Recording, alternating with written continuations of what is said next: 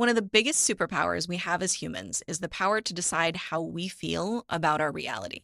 We can't always decide what that reality is, but we can decide how we react and how we feel about it, and the story that we tell ourselves about it. In other words, we decide the narrative. Now, as parents, we're constantly being challenged by our kids. Their challenges, struggles, objections, we have to make space for it. We have to guide them through it. I don't want to go to bed can turn into a whole blow-up fight if you let it. And when these conflicts persist, when they are happening all the time, that can lead to loss of trust, distance in the relationship, friction. But we have a powerful tool both as parents and as marketers.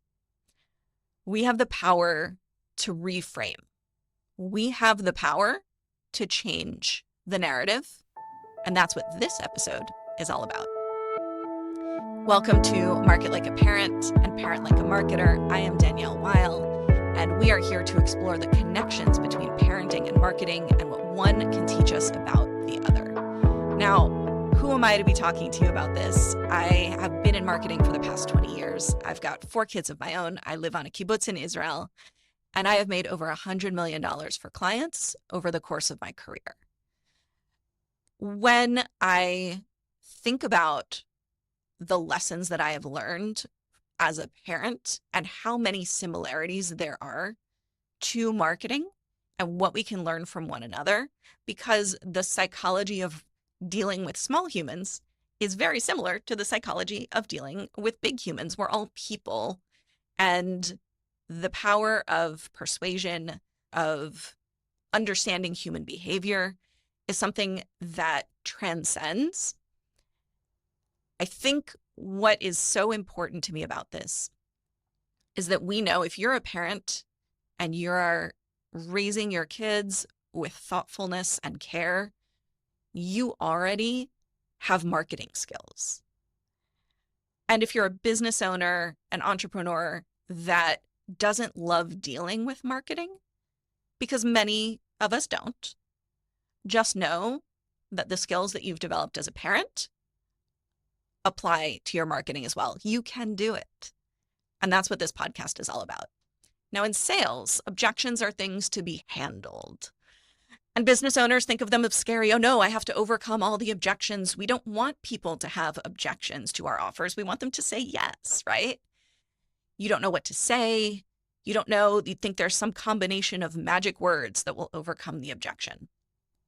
Now, as parents, our kids object to shit all the time. We want them to do something that they definitely don't want to do. And they will find all kinds of arguments, some more sophisticated than others, for why not. So how do we handle objections as parents? Sometimes with the threat of missing out or punishment. Go brush your teeth now, or else you won't get your play date tomorrow. Or you won't get your TV time tomorrow, or you won't get whatever it is that they want, right? Give and take. My parents used to punish me by taking away my books.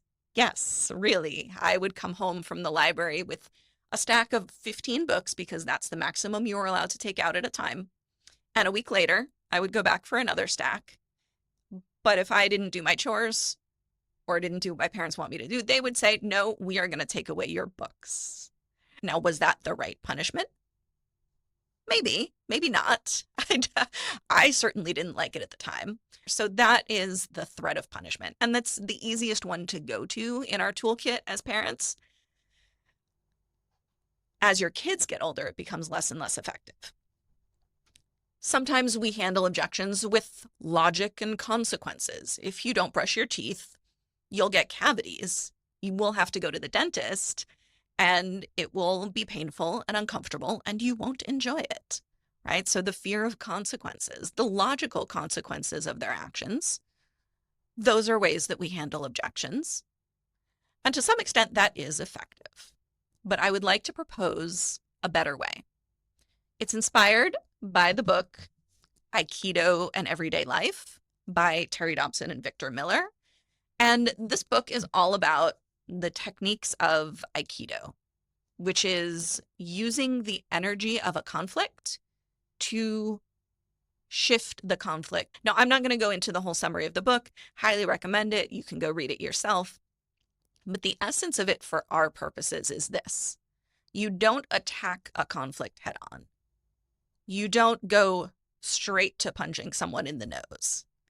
You don't run into and tackle an objection head on. That is not the most effective way to do it.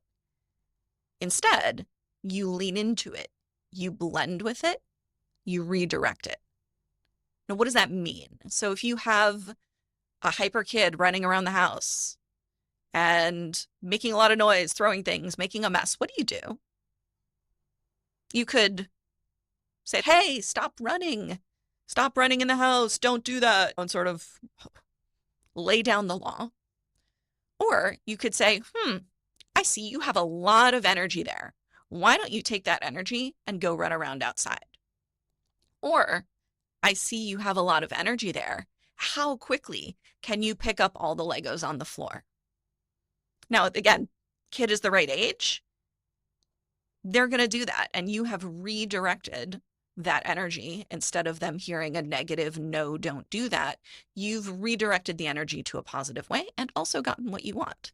The kid is no longer running around making a mess. Kid having a tantrum. We talked about this in a previous episode, in the episode on toddler tantrums and empathy. First, you acknowledge it, you understand it, you describe it to them, acknowledge the experience, redirect the energy to something else. Hey, I see you're really upset about this. Why don't we go do something else over here? Reframes are really powerful. And when you can change the frame around something, when you change the story about it, you can change someone's belief about it. Now, I remember learning about the Dada movement in art history, the idea that anything can be art as long as you put a frame around it. And I remember looking at Marcel Duchamp's fountain, which is actually a urinal.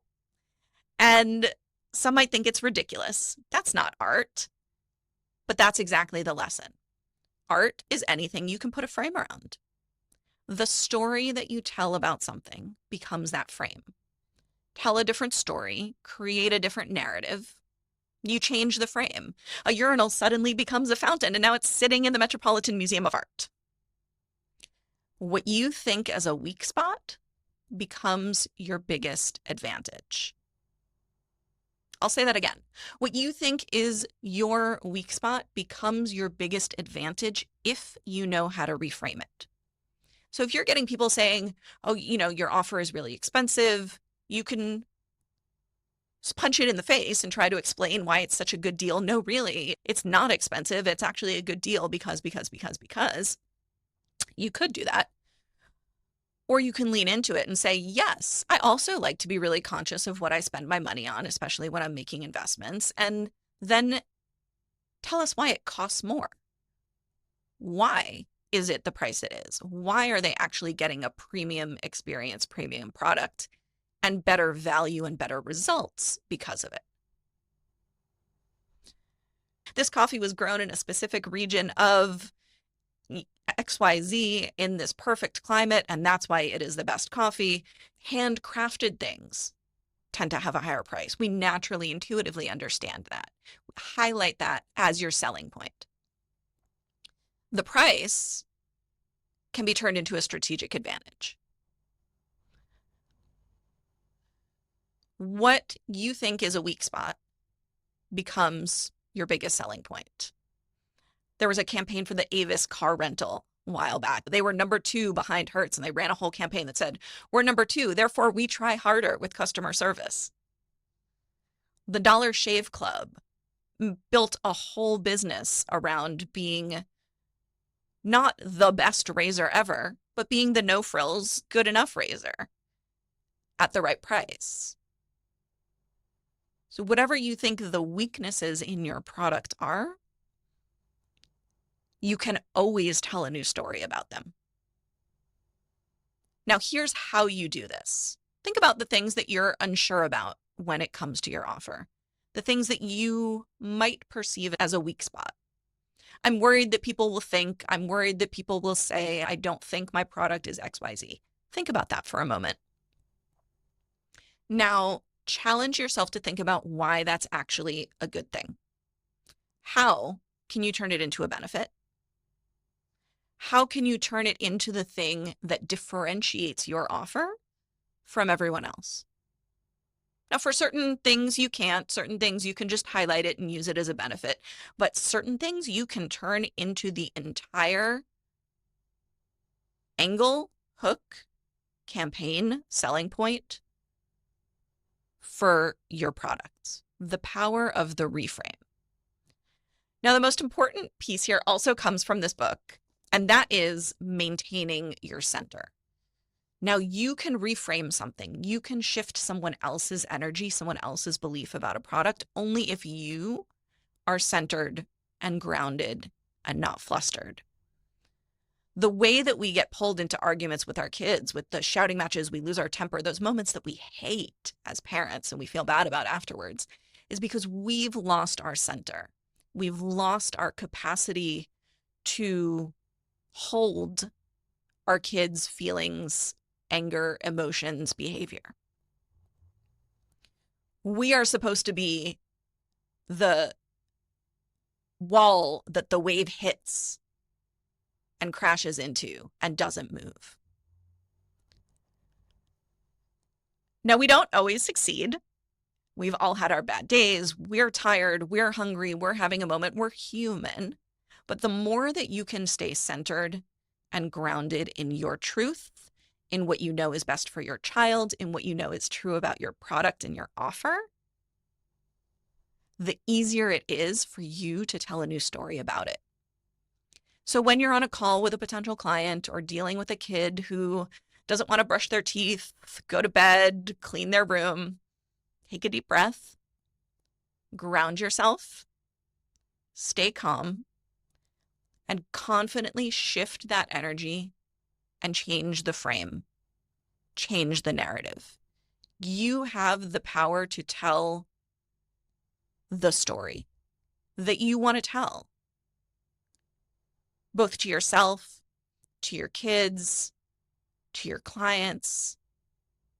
We are constantly shaping our world with words, with our perception of what things could be.